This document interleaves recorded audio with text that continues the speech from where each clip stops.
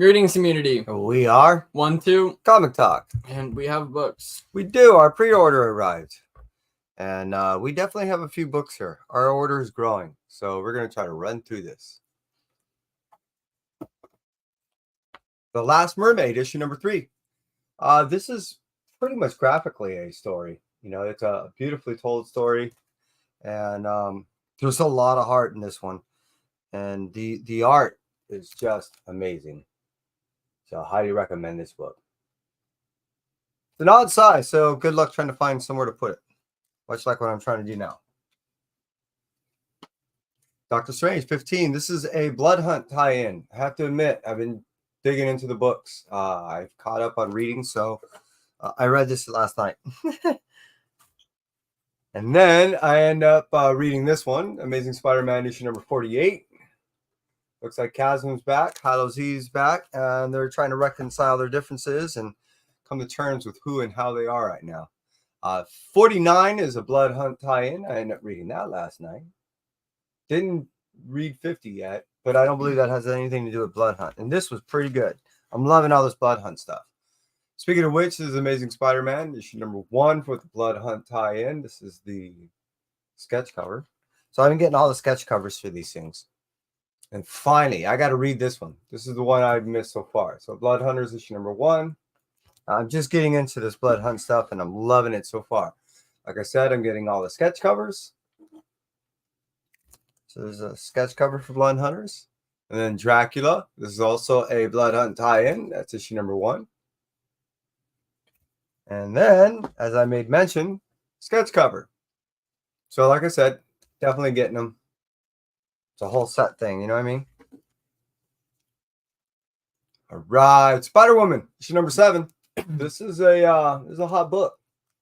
So that's why I got like 5 of them now. So cool. So first appearance of a whole string of actually first appearances. There's like 6 of them in there. And there's a Strange Academy Blood Hunt tie-in, as I may have mentioned before, and that is the sketch cover for that book. And then here's another kind of specky thing. So there's 2 of them.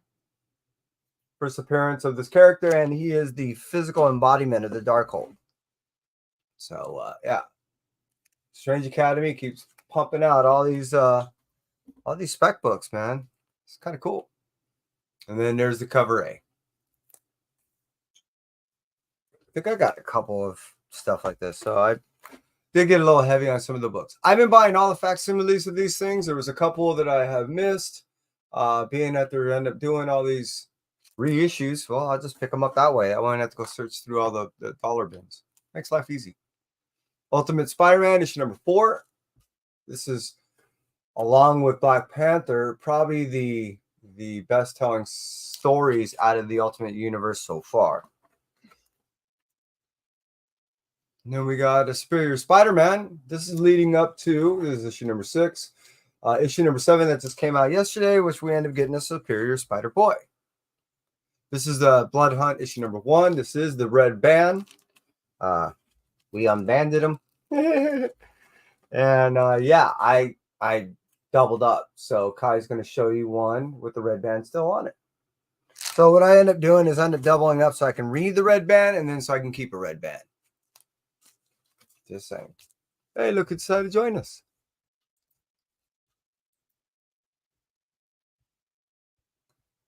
How you doing, Las Cruces? Appreciate you being here, buddy. So yeah, on the first issue we went heavy, got 3. I'll keep 2 in the bags. The second issue and the 3rd and 4th and 5th, I just ended up doing second, just double cover. Yeah. Negative print. Got 2 of these bad boys. I mean, look at Blade. He's all like 70s afroed out. Freaking awesome. So like I said, I had to get 2 of those. And as I made mention, this is really, if you're into the whole Marvel stuff anyways, and you're already reading some of these stories anyways, the Blood Hunt series is really, really well written. Kay's killing it. Miles Morales, issue number 20. This is before 21. 21 is a Blood Hunt tie-in. Still, like I said, I'm a little bit behind, but I've been catching up. 33 I read. There's 2 of these that he has, one of which I did read. We do get a new character in here, and in my opinion, we're going to end up seeing that character influence what's happening down the road. I don't know if you knew, but last week it was a FOC for a lot of the second printings, and those second printings of like Spider-Woman, Venom 33, Strange Academy, and a few others will have a blood splatter printing on them. So look for that if you are interested. What if Venom? I think this is number 4, right? Yeah. I've been really digging the series. It's really been fun, and we're going to end up seeing an integration of some of these what ifs and other versions of Venoms when we get into the Venomverse Reborn, which will happen in a couple of months. So look for that stuff. Yeah, he's got the design cover. It's freaking awesome. Look at that thing. Yeah, what if Venom landed on Loki? That would be an interesting combo. Venom, separation anxiety. This is something that we end up seeing, I don't know, 30 some odd years ago, 5, 6. And we have a retelling. What we get in that is we end up getting some gaps that were not put in, but we're also getting a new introduction of a character, the Purple Man, and we're seeing new powers from that individual. We've seen the character before, but we've never seen him in this way. So it's basically feeding off symbiotes. It's really kind of interesting. In a way of which assimilating them into themselves. So Purple Man is becoming more than just a purple man. It's kind of purple and black. A deep purple. More sketch covers. I've been getting this whole series. The series has been awesome. I've been really digging it. It's another one of those cases where it's better off for me to go ahead and buy all the facsimiles than it is to try to hunt down all the originals. They're in better condition and shit. I never read the original, so just saying. I think someone's trying to get a hold of me. All right, here we go. Edge of Spider-Verse. I think this is a second printing. Yeah, it is. This was a fun read. It's a debut of the Spooky Man. That was the first story in this series, and it's pretty cool. I thought it was all right. The next two were, the second one was all right. Third one I really didn't enjoy at all. Carnage, dying to get in this. This has been an awesome series so far. Groenbeck has been killing this thing, and along with Thor, and it's leading all up into this whole Carnage turned into a god and ready to take out all the Venom. So it's just, and he got into the garden and he's just fucking shit up. Immortal Thor. See, I was talking about this before. Right? Oh, it was Ewing doing this one. So is it Groenbeck doing? I can't remember what was Groenbeck doing. Another story. So Immortal Thor, that's the Ewing story. So that's 10 is where we get after 9, which was the introduction of that whole corporate Thor thing. And 11, we're going to end up seeing some shit come down. I'm just saying. So I've been digging this series. Yeah, Blade. He's turning out to be a big character in this whole Blood Hunt series. And wow, dude, seriously? Damn, Blade. Night Thrasher. Been digging on this. I think issue 4 finishes it out. I don't know. I got to look inside and see if the 3 was the finish. But I've been digging this. This has been fun. I'm really liking what Jay Holtham is doing with this series. Speaking with who I'm liking doing with the series, I'm liking what Celeste is doing with this series. Celeste has been killing it with the whole Jackpot and Black Cat. And now that Jackpot, Mary Jane is become her own character as far as a superhero. It's pretty cool. I've really been enjoying this as a character on her own as opposed to Mary Jane is what she normally is, just Mary Jane. Incredible Hulk. Maybe this is it. Oh, it's Johnson. Klein. Yeah, I think I got 2 of those. So what did I get? 12 and 11, right? Is that 11? 12. Oh, it's got an A and a B. I wonder why. You falling apart on me? Yeah. This has also been an awesome story. The little girl got turned into a little thing, a little porcelain doll, and he's pissed. So Hulk's after, the thing that's doing this shit, and it's been really horrific and awesome and interesting and different. Whenever Hulk has to deal with some magic, it really F's him up. Ms. Marvel, Ivan Vellani, and Sabir Pirzada are doing a great, fun job with this series, and I've really been enjoying it. They're also going to end up doing a one-shot down the road in about a couple months, which is an annual. So I just been digging the fact that she's been enjoying writing, and I'm looking forward to more from her. Yeah, Energon Universe. So I did end up buying something that was just a little bit more expansive on the original Free Comic Book Day book. And I'm looking forward to getting into this. This also launches our next leg of the whole Energon universe. So as we finish out with Cobra Commander and Duke and things like that, we're starting a whole new leg with Scarlet and Destro and so forth coming up in the next month. And speaking of which, Transformers, here we go. This is going to be the ongoing, and it is issue number 8 and 9 is going to be a big book. 8 leads up to 9, and 9, from my understanding, is going to really start a new trajectory for the Transformers as far as, again, we're getting into a new leg of this Energon universe. So, digging Transformers. Duke. So I was saying before, we're finishing out with Duke. Oh, this is it. Issue 5. Yep, this is it. So issue 5 finishes it out, and I'm looking forward to jumping into that. And then issue 5 finished off for Cobra Commander. So as I said, finishing off there, restarting a whole new. Rook Exodus. This is a second printing. I got all the second printings. So I end up getting the Rook Exodus second printing. You can tell that it's second printing by the yellow cover. And then I end up getting Geiger issue number 2. I've really been digging this whole Ghost Machine universe.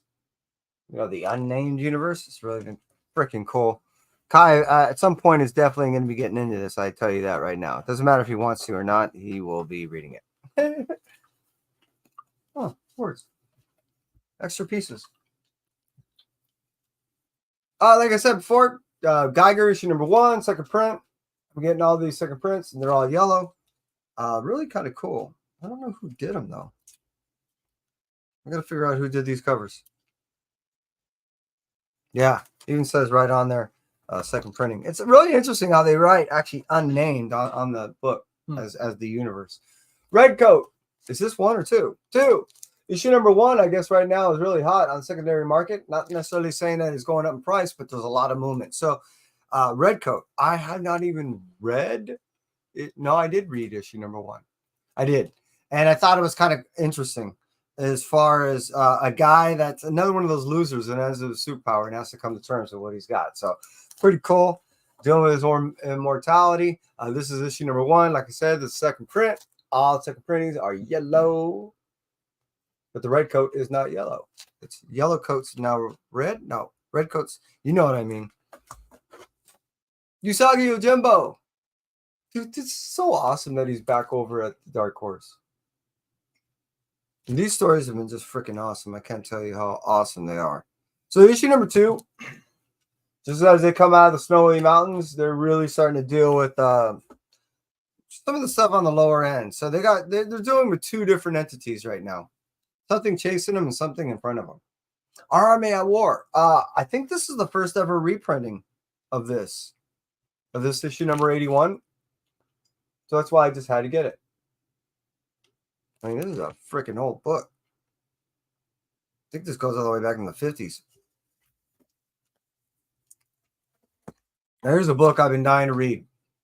The Devil Wears My Face, issue number 6. This finishes off the series. A story by David Pepos. I've been really enjoying this thing. If you're into hellish nightmares, this is the book for you. Teenage Mutant Ninja Turtles, Black, White, and Green. Issue number 1. Yeah, I'm dying to get into this. I think it's a 5-issue miniseries. And much like the whole Black, White, and Blood type things, this is a Black, White, and Blood anthology series from the Turtles as they do their finalization before they get in a whole new series. With Aaron taking over the helm. Speaking of the series, this has been really interesting. The daughter of Shredder's trying to regain her dad's title. And I'm digging the fact that she now has finally met up with the leader and they're about to go head to head. Shit's about to go down. Issue number 150. This is the 1 in 10 variant. And this finalizes the ongoing series. At that point, a new ongoing series will be starting up in just a little over a month. I'm looking forward to Aaron's contribution. I'm curious to see what he does. What's the furthest place from here? 18. Now, I'm not certain. I think it ends at 20 or it ends the arc at 20. So this has been really interesting and a fun read. It shows you what's important in life. And sometimes some of the most horrific things that can happen. You just got to get through it and surround yourself with those that you love. Rare Flavors. He was the one that got me into this thing. He ended up reading the Ashcan. and showed me. He said he liked it, and next thing I knew, I was buying more Rom V stuff. So I believe this finalizes it here, and this has been a very enjoyable read. I know it's been overly compared to the Many Faces of Layla Starr, and in my opinion, there's no comparison. The art, I guess you could say there's some comparison in the art. Delivery, you could say there's some comparison in the delivery. Formatting, ish. But, I mean, as far as everything else is concerned, nah. Standalone story. You can read either one either way, and you would enjoy them. Barbaric, issue number 1. I haven't jumped into this thing. I really don't know if this is a standalone. I do know I ordered another one-shot, so I'm curious to see what this is. I was really enjoying Barbaric when it really initially came out, and now that it's been really interrupted with all these other different stories and branches and all this other stuff, it's splintered into a place that I haven't been enjoying it as much. Uncanny Valley, issue number 2. Finally got to read this thing. Wow. Yeah, Grandpa's there to save days, explaining a lot and how the cartoon world coexists with the real world. We just still haven't found out why they're after the boy yet. It was a mosquito or something. Are you getting bit? No, it was on your hand when you were like holding the comic, and then it was on my hand. Feral 2. There's one I haven't got to jump into, but I swear, man, shortly after this, probably this I'm gonna jump into this. But this is the Feral issue number 1. I think I got 2 of the second printings on that. This is actually a Scream homage. Yeah. I got 2 of those. Now again, one of the reasons why Michael Myers. No, it's Halloween. Yeah. Michael Myers.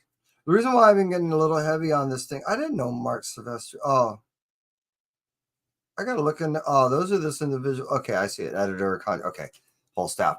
I've been getting kind of heavy on this just because 1, it's an ongoing series, and 2, it's in my opinion that if they're able to adapt something like Stray Dogs, then they're going to easily be able to adapt something like this. And this is easier to do as an ongoing series, being that it's an ongoing series. As opposed to Stray Dogs, you already know there's a finite ending. So it can be made as a movie. This could be made as an ongoing series, hence a Walking Dead style story. So, yeah, I believe this not only is really enjoyable to read, but it's just something that, as a spec thing, has a lot of value. Speaking of which, Space Ghost not only has a lot of value in story, but yeah, this is the number 2 book that went back to reorder. So this book went back to reorder faster than every other book but one. And I can't remember what that one book was.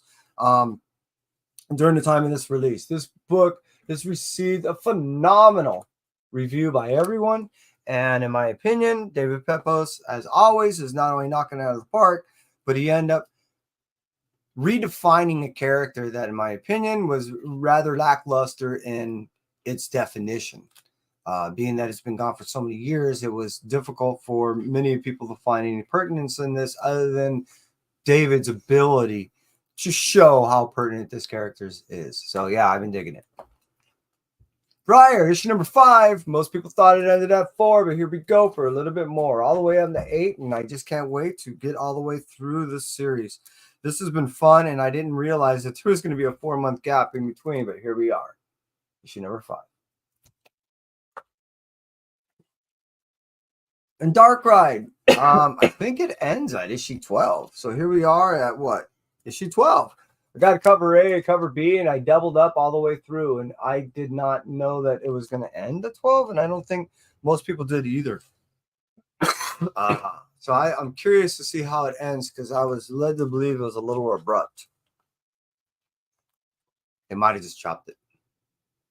Once Upon a Time at the End of the World is one of the most beautiful love stories ever to be told, and Aaron is killing it. I'm looking forward to hopefully meeting him during the signing event for Teenage Mutant Ninja Turtles.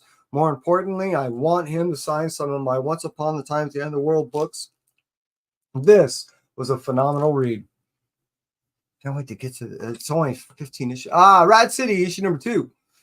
Issue number 1 was a great debut. Issue number 2 just furthers it up. I think I'm going to get to issue 3 and really ask myself if I'm going to continue, because I'm not really reading much of the Spawn stuff as it stands. So, you know.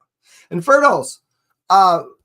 Ryan reeled me in on this, and now here I am reading a book that I really didn't have much of intention. Being that I went to the signing event, he just wrote me in, and here I am on issue 3, just loving the book. Creature from the Black Cocoon. What we're doing is we're getting all these classic monster stories coming out, and this is a 4-issue mini. I think we're right in here, the first debut. So I end up getting a cover A and a sketch cover as usual. And is that everything, Kai?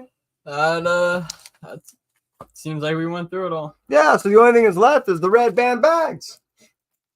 See? See?